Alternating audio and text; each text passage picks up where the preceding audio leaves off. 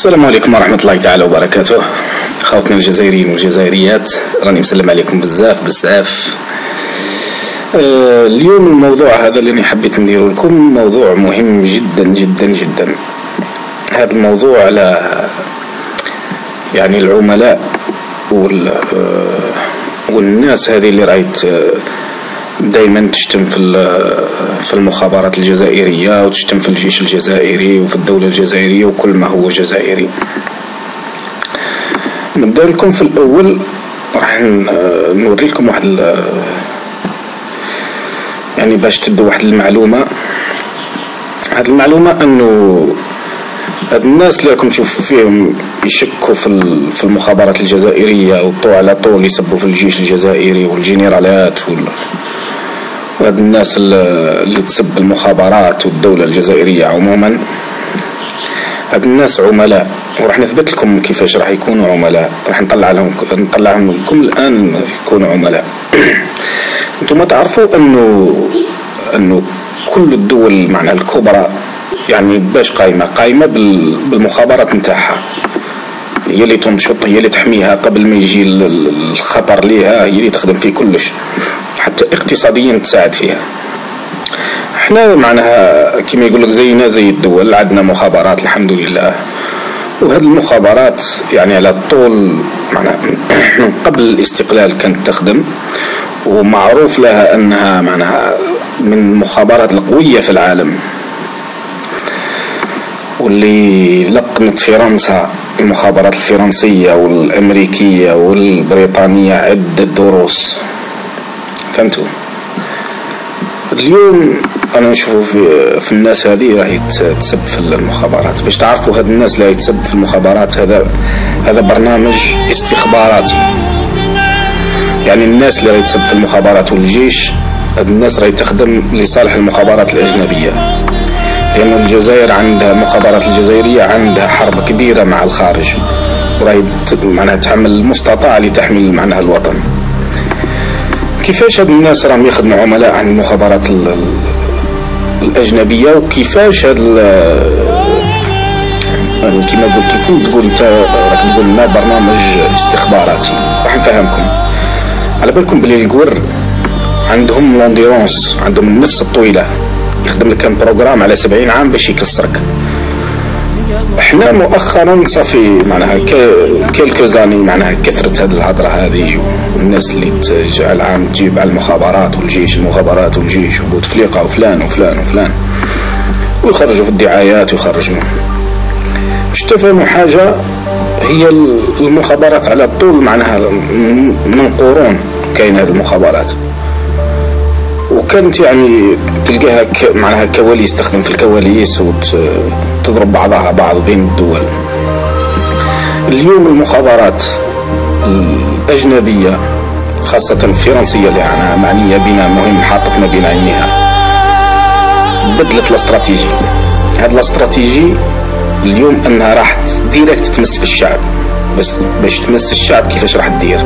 راح تخدم عملاء، وهذا العملاء يخدموا على انهم يحبوا الشعب هذا ويحبوا حابين له الخير، وميمطون وش يديروا؟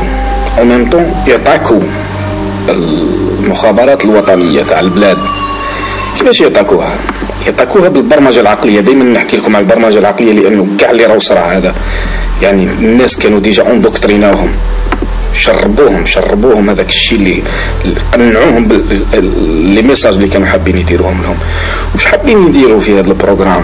اش كل واحد يدير حساباته قدام لا يبدا يسب في بلاده ويسب في الجيش تاع بلاده ويسب مخابرات بلاده، لانه في العالم كل الناس تتباهى بالمخابرات تاعها. شوفوا اليوم حنا اليوم نسبوا في المخابرات تاعنا ونسبوا في الرجال اللي راهي تحمي في الجزائر وتخدم البر. المهم وش يديروا؟ الخدمة تاعهم انهم يندوكترونوا الشعب باش يكرهوه في الجيش تاعو ويكرهوه في المخابرات تاعو. يعني نبسطها لك، يعني انسان اللي قلت لكم في مقطع من المقاطع، انسان تحكموا على شيء يقول لك الطفل الصغير من صغره ما تقولوش حمار، تربيش انه على انه حمار، دائما فهموا، تقولوش انت حمار، قولوا انت فايق، انت انسان ناجح. احنا صافي دي الزاني هما يخدموا باش يضربوا المخابرات تاعنا. كيفاش؟ المخابرات مخابرات كتلت مخابرات خطفت المخابرات عملت المخابرات دارت الجيش عمل الجيش قتل الجيش عمل الجيش قتل الدولة سرقت فلان سرق كاع راهم سرقوا الدنيا كلها سرقت كاع رانا سراقين. هذا الشيء هذا يقول له التلقين يندوكترينو في الناس حتى يوصلك وهذه صارت وراه كاين بزاف ناس راهم يحسوها انه ولا يحس في المخابرات الجزائريه ويحس في الجيش الجزائري ويحس في الدوله الجزائريه وكانها مستعمراته. حتى في الناس بزاف كرهت بلادها الوغ اوليو باش نبنوا بلادنا ونوقفوا مع بلادنا لا عدنا نكرهوا بلادنا. حتى الناس تحرك في البابر هذه في البوطيات كما يقولوا. فهمتوا؟ هذا البرنامج تاع الناس اللي راكم تشوفوا فيهم ويقول لك المخابرات وكيما هذاك نسيتو هذاك جيمس بوند اللي رانا نسموه جيمس بوند في الانترنت هذا كلشي يخدم هذاك جندوه باش على عام يسب في المخابرات ويجبد بدون دليل ما عنده لا دلائل ولا حتى شيء. يجي في لا تلفزيون الناس تحسب لا تلفزيون بلي راهي قران نهار يعود يتفرج يكون بروغرامي على انه هذا لا تلفزيون اللي راهي تحكي معايا راهي قران راهي تتلو في القران. الناس تتبع ويبدا يجبد لك في واحد الحوايج معناها ما صراتش اصلا. هنا واش راه يدير؟ هنا راه يكره فيك في المخابرات تاع بلادك. هنا راه يكره فيك كيما يقول لك في الناس اللي تحميك. هنا واش راه يدير؟ هنا راه يكسر في العلاقه ما بين الشعب والمخابرات تاعو والجيش تاعو. هذو المخابرات والجيش هذو ولاد الشعب، هذو خاوتنا بني عمنا ترباو معانا قراو معانا في ليكولات يسكنوا حدانا جيراننا نتزوجوا منهم يتزوجوا من عندنا. هذه الناس تنساها مع الوقت.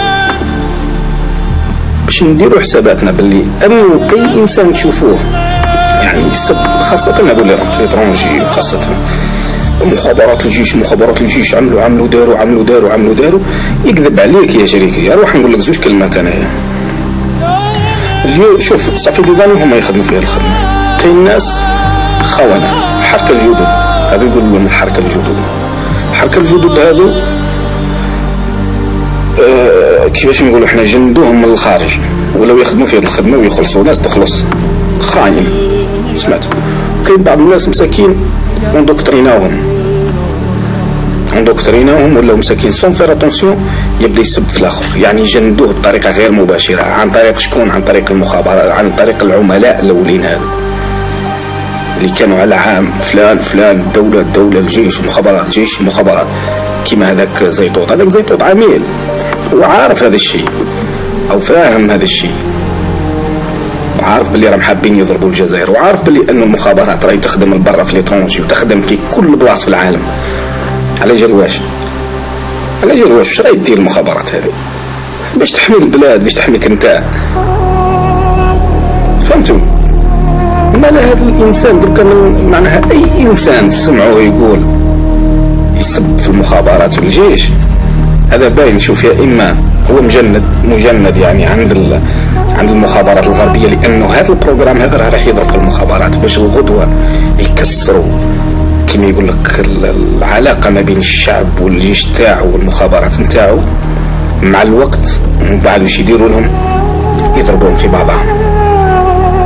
فهمت؟ مع السنين يضربون في بعضهم. اليوم بزاف ناس راهي تشوف الجيش تاعها عدو وبزاف ناس هنا في الجزائر راهي تشوف المخابرات تاعها عدو. صح كاين ناس بزاف راهم يشتوا البلاد ويشتوا وعارفين وفاهمين. يا جماعه ما نقيسوش على رواحنا. كاين ناس مساكين جهال راهم يتبعوا. كاين ناس مساكين ما تعرفش. لازم تفهموهم. لازم نفهموهم احنا باللي يا ولد فناس يا ولد فلان 1 زائد 1 يساوي 2. هذا راه ولد بلاك. واش يقول لك واحد المثل واش يقولوا جدودك الحم كيفوح يتولوهم ماليه. سمعتني؟ مش احنا اليوم اللي نجو العالم كامل يزوخ بالمخابرات والجيش تاعو وحنا اليوم نجو نشتموا الجيش تاعنا. قال لك الا انك زين استر روحك من العين والا انك شين استر روحك من الفضايح. هذه هي. هذا الميساج اني موجه للسي زيطوط. سمعت؟ رجع لبلادك السي زيطوط ونعل الشيطان. خليك من هذا البروغرام اللي راك تخدم فيه. سمعته؟ احنا رانا بالمرصاد ان شاء الله بربي نكسروك انت واللي معاك. نجيبوكم ما فيهاش هضره. وحنا ولاد الشعب ثاني مانا لا ديارات، مانا لا جيش، مانا في الدولة، مانا في أي بلاصة. حنا بدانا نيف على بلادنا نكسروك انت والناس اللي معاك. أي حاجة ديماريها في الجزائر تبدا من الانترنت، نديمارها معاك من الانترنت، نخرج للشارع نخرجوا معاك للشارع. كيما حبيت نديروها معاك. ديرها في حساباتك مليحة هذه. فهمتوا يا خوتي؟ المهم هاد الناس اللي راكم تشوفوا فيها مجندة للغرب باش تكسر العلاقة ما بين الجيش والشعب، وما بين الدولة والشعب، وما بين المخابرات والشعب. مهما يكون هذو يقعدوا ولاد بلادنا، ما يجيش يخدم بك. اتونسيون، خلي يدير حسابك مليح، ما تخليش واحد من بر يخدم بيك. سمعتني؟ وقال لك السبع ما يهد في دارو. هذه هي. المهم راني مسلم عليكم، تحية للجيش الجزائري وتحية للمخابرات الجزائرية. المهم راني قاعد مسلم عليكم كامل، مسلم على كاع الشرفاء والناس اللي راهي واقفة ضد هذه الحملة هذه.